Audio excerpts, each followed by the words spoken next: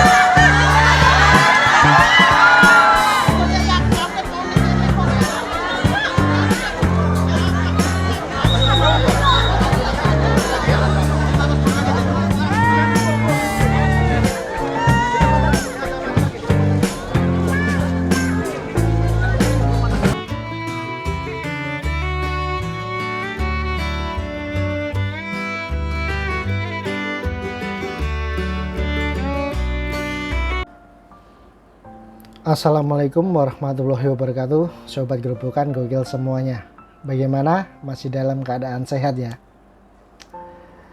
Nah, lagi dan lagi nih ya, kelompok-kelompok mereka terus, kelompok-kelompok itu saja, barisan para sakit hati, barisan para pembenci Presiden Jokowi yang kembali buat gaduh, kembali buat heboh. Kemarin ada people power, ada petisi 100, ya tujuannya sama, untuk memakzulkan Presiden Jokowi. Kini mereka buat gerakan lagi yang rencananya akan dilakukan pada Agustus 2023 mendatang. Mereka bahkan mengundang ya berbagai kalangan masyarakat untuk ikut aksi tersebut. Ya tujuannya itu untuk menurunkan Presiden Jokowi. Tapi mereka nggak sadar ya, Pak Jokowi itu didukung puluhan juta rakyat Indonesia. Pak Jokowi itu presiden yang begitu dicintai oleh rakyat Indonesia. Bahkan di setiap kunjungannya selalu disambut ramai oleh masyarakat Indonesia. Dan itu nggak hanya di satu tempat aja, tapi hampir di seluruh wilayah Indonesia. Ketika Presiden Jokowi berkunjung ke daerah, pasti disambut luar biasa oleh rakyat. Kenapa bisa demikian?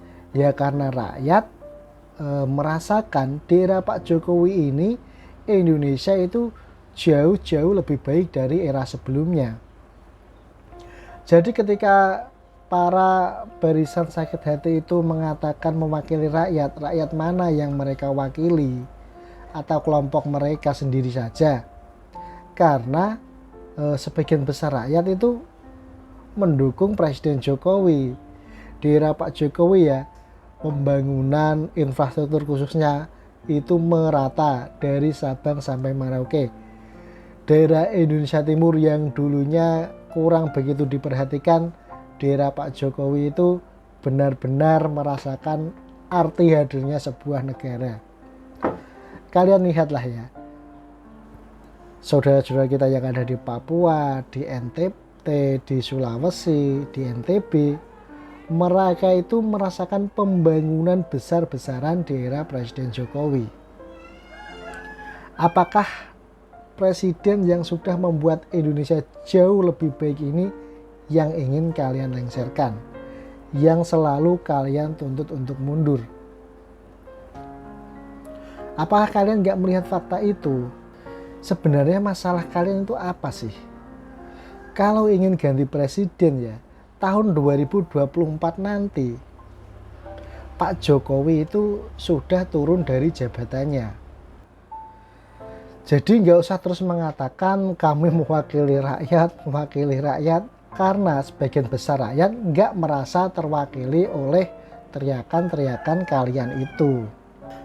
Dan berikut ini ya video reaksi masyarakat terhadap aksi dari kelompok-kelompok barisan sakit hati ini ya, yang terus-menerus ingin minta Pak Jokowi turun.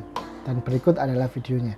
Akan terjadi ketika kita betul-betul yakin bisa melakukan perubahan itu, dan 10 Agustus harus diyakini oleh kita, itu adalah momentum, itu adalah sejarah untuk kita membuat perubahan, bisa mencabut Omnibus Law. Dan kalau Omnibus Law tidak cabut dengan gerakan jutaan kaum buruh, maka itu adalah ancaman bagi kekuasaan yang mungkin mereka yang akan dicabut oleh rakyat.